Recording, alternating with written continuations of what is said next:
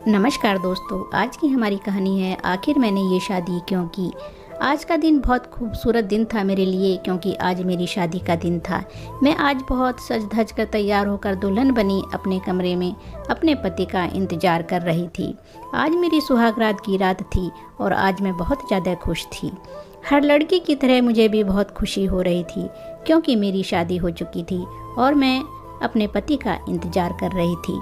मेरी जिनसे शादी हुई थी वह और कोई नहीं बल्कि मेरे जीजाजी थे। मेरी शादी मेरे जीजाजी से हो गई थी, लेकिन फिर भी मैं इस शादी से बहुत ज़्यादा खुश थी और मुझे इस शादी से कोई परेशानी भी नहीं थी। दरअसल मेरी दीदी के मरने के बाद मेरे घर वालों ने मेरी शादी मेरे जीजाजी से करवा दी, क्योंकि मेरे जीजाजी बहुत अच्छे इंसान थे। वह हर तरह से एकदम अच्छे इंसान थे।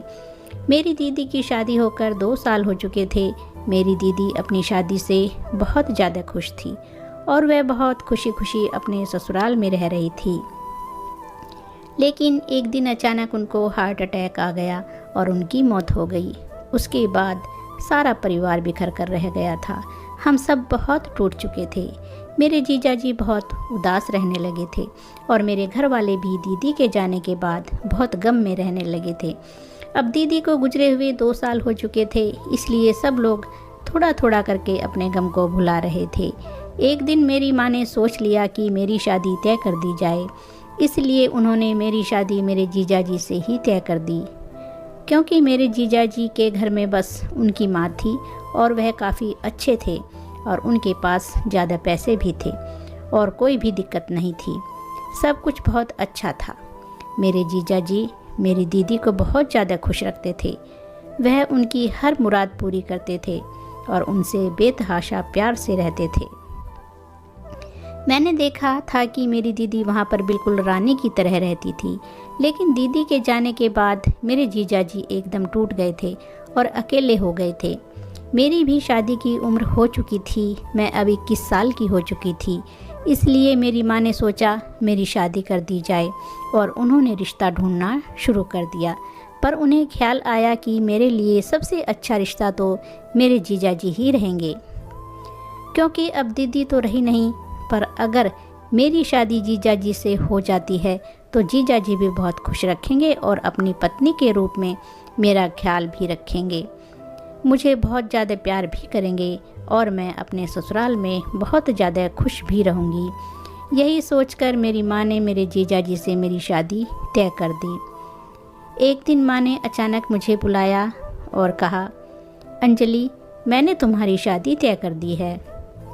मुझे बहुत गुस्सा आया, क्योंकि मुझे तो शादी अभी नहीं करनी थी। ऊपर से मेरी माँ ने कहा कि तुम्हारी शादी तुम्हारे जीजाजी से तय कर दी है। मैं इस बात पर बहुत हैरान रह गई, क्योंकि मैं हमेशा अपने जीजाजी को अपने जीजाजी के रूप में ही स्वीकार किया था, कभी उन्हें इस नज़र से नहीं देखा। और यह बात तो हर लड़की के लिए बहुत अजीब होगी, क्योंकि वह मेरी दीदी के पति थे। इसलिए मैंने कहा, ठीक है, मैं आपको सोच कर बताती हूँ। इस बात से बहुत परेशानी हो रही थी। मैंने सोच लिया कि मैं अपनी माँ को बता दूँगी कि मुझे शादी नहीं करनी है। इसीलिए मैं अपने कमरे में जाकर बैठ गई। अचानक मेरी सहेली का कॉल आया। मेरी सहेली ने भागकर अपने प्यार के साथ शादी कर ली, लेकिन हुआ यूं कि उसकी हालत बहुत बिगड़ गई। मैंने सोचा उसको अपने दिल का हाल बताऊंगी, लेकिन वह तो खुद ही रोने लग गई। उसने बताया कि उसका हाल बहुत बुरा है और उसका पति उसको हमेशा मारता है और पैसों के लिए परेशान भी करता है। उसके लिए सब बातें सुनकर मेरा दिल दुखने लग गया और मुझे टेंशन भी हो गई। मैंने सोचा कि बाहर वाले तो बहुत मतलबी होते हैं, दुनिया बहुत ख़राब होती है। मुझे अपनी माँ के बताए हुए ही रास्ते पर चलना चाहिए और अपने जीजाजी से ही शादी कर लेनी चाहिए। बड़ों के फैसले हमेशा अच्छे ही होते हैं। यही सोचकर मैंने जीजाजी से शादी करने के लिए हाँ बोल दी और हमारी शादी हो गई। जीजाजी देखने में काफ़ी अच्छे थे और बहुत हैंडसम थे। उनको देखकर कोई भी लड़की पिघल जाती। वो इतने खूबसूरत हैं कि कहीं ना कहीं वो मुझे पसंद आने लगे थे। शादी की रात वह मेरे कमरे में आए। मैं बहुत खुश थी और मेरे दिल की धड़कन बहुत तेज हो गई। मैं अपने हाथ पैर मसल रही थी धीरे धीरे मैंने उनके कदमों की आवाज़ सुनी। मेरा दिल तो जैसे मानो धड़क धड़क कर फट जाएगा। मैं इतनी बेचैन हो रही थी, शायद वह मेरे करीब आ रहे थे। इसीलिए मैं चुपचाप बैठी थी, लेकिन वह सामने आए और अपना कुछ सामान लिया और दूसरे कमरे में जाकर सो गए। मैंने देखा तो वह वहाँ नहीं थे, वह चले गए थे। मुझे बहुत हैरानी हुई और मेरे सारे सपने टूटकर चूर चूर हो गए। मैंने क्या सोचा था और क्या हो गया। शायद वह दीदी को याद कर रहे थे, इसलिए मैं चुपचाप कपड़े उतारकर हल्के कपड़े पहनकर सो गई। सुबह हुई तो वह आए, उन्होंने नाश्ता पानी किया, तैयार हुए और अपने ऑफिस के लिए निकल गए। घर में बस मेरी सास थी, लेकिन मैं अभी सास को यह सब कुछ कहना नहीं चाहती, क्योंकि मुझे बहुत अजीब लग रहा था और वैसे भी आज तो पहली ही रात थी। मैं कैसे कुछ कह सकती थी, इसलिए मैं चुप बैठ गई। लेकिन मुझे बहुत बेचैनी हो रही थी। हर लड़की चाहती है कि उसकी शादी की रात बहुत खूबसूरत हो, लेकिन शायद मेरे नसीब में वह रात लिखी ही नहीं थी, इसलिए मैंने जाने दिया। अगली रात को भी वैसा ही हुआ। मेरे पति मेरे कमरे में आए, लेकिन थोड़ी देर बाद चले गए और उन्होंने मुझसे बात भी नहीं की और वह दूसरे कमरे में जाकर बैठ गए। मैं बहुत परेशान हो गई। मैं चाहती थी कि वो मुझसे बात करें, मेरे करीब आएं, लेकिन ऐसा कुछ नहीं हुआ। शायद वो अब तक दीदी के गम में थे। मुझे उन पर तरस भी आ रहा था और कहीं ना कहीं अपनी दीदी से जलन भी होने लगी थी कि दीदी को कितना अच्छा प्यार करने वाला पति मिला और अब मेरे पति मुझसे प्यार नहीं कर रहे हैं। मुझे इस बात से बहुत तकलीफ़ हो रही थी। मैं चाहती थी वह मुझसे प्यार करें, लेकिन वह मुझसे दूर दूर भाग रहे थे। इसी वजह से मैं बहुत परेशान रहने लगी, लेकिन मैं अपनी सास को भी कुछ नहीं बताना चाहती थी। एक दिन की बात है, मेरी सास ने कहा कि मुझे अपना फ़ोन दे दो ज़रा, मुझे डॉक्टर से बात करनी है, क्योंकि उनके फ़ोन में चार्जिंग नहीं थी और उनका फ़ोन स्विच ऑफ भी हो गया था। इसलिए मैंने कहा ठीक है। मैंने फ़ोन दे दिया, लेकिन मेरे फ़ोन में अगर कोई कॉल पर बात करता है तो वह कॉल रिकॉर्ड हो जाता था। पता नहीं कैसे, पर उसमें यह सिस्टम था। इसी वजह से कॉल पर बात रिकॉर्ड हो जाती थी। मैंने अपनी सास को फ़ोन दे दिया। मेरी सास फ़ोन लेकर कमरे में चली गई और करीब 20-25 मिनट बाद मुझे कमरे में आकर फ़ोन देकर गई। मैंने दिल में सोचा कि आखिर इतनी देर बात क्यों कर रही थी, लेकिन मुझे कुछ लेना देना नहीं था, क्योंकि वह डॉक्टर से बात कर रही थी। थोड़ी देर बाद मेरे पति आए और उन्होंने मुझे खाने के लिए नूडल्स ला कर दिए, जो कि मुझे बहुत पसंद हैं। पता नहीं आज कैसे उन्होंने मुझे खाने की कोई चीज़ ला कर दी। मैंने सोचा चलो खा लेती हूँ।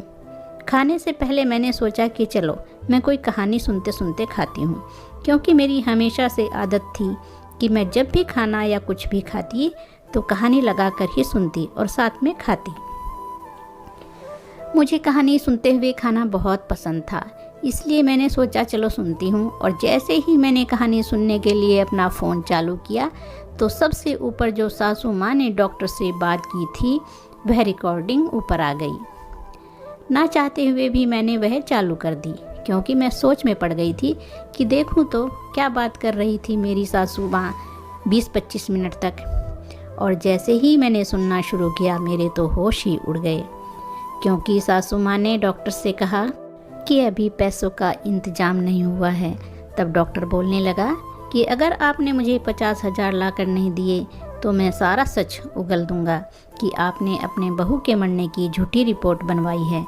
आपने उसे मार दिया था और रिपोर्ट में झूठ लिखवाया कि हार्ट अटैक आ गया था। अगर ये बात मैंने पुलिस को कह दी तो आप लोग जेल में चले जाओगे। अगर तुम जेल में नहीं जाना चाहते हो तो मुझे 50,000 ला कर दो। मेरी सासू माँ कहती है कि मेरे पास 20,000 का इंतजाम हुआ है, आप इतने ही ले लो, लेकिन किसी से कुछ मत कहना। यह सुनकर मेरे तो पैरों तले से ज़मीन ही खिसक गई। मैं बहुत रोने लगी। ऐसा लगने लगा कि अगर यह सब ना हुआ होता तो मेरी दीदी अभी जिंदा होती। और डॉक्टर ने यह भी कहा कि आपका बेटा दिमाग का मरीज है और उसने पागलपन में ही अपनी पत्नी को मार दिया। अगर मैंने यह सब पुलिस को बता दिया तो सोच लो कि आखिर क्या होगा। मैं यह सब सुनकर हैरान रह गई थी। मैं समझ गई थी कि मेरे पति दिमाग के मरीज हैं और इसी पागलपन में उन्होंने मेरी दीदी को मार दिया और अब मुझे भी मारना चाहते हैं और उन्होंने इस नूडल्स में भी जहर मिला दिया था। मैंने तुरंत पुलिस को कॉल लगाया। मेरे पति सोच रहे थे कि मैं मर जाऊंगी, लेकिन उन्हें क्या पता था कि मैंने उनका सारा सच जान लिया है। मैंने पुलिस को बुलाया और कुछ ही देर में पुलिस पहुंच गई। मेरी सास और पति बैठकर आराम से खाना खा रहे थे। पुलिस ने आकर उन्हें पकड़ लिया और उनका असली चेहरा सबके सामने आ गया था और उन्हें उम्र कैद की सज़ा हो गई।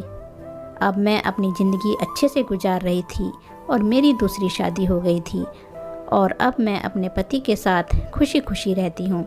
मुझे खुशी इस बात की ज़्यादा थी कि मैंने अपनी बहन के कातिलों को सज़ा दिलवाई थी। तो दोस्तों, कहानी कैसी लगी? अच्छी लगी है तो लाइक और शेयर कीजिए और चैनल को सब्सक्राइब कीजिए। धन्यवाद दोस्तों।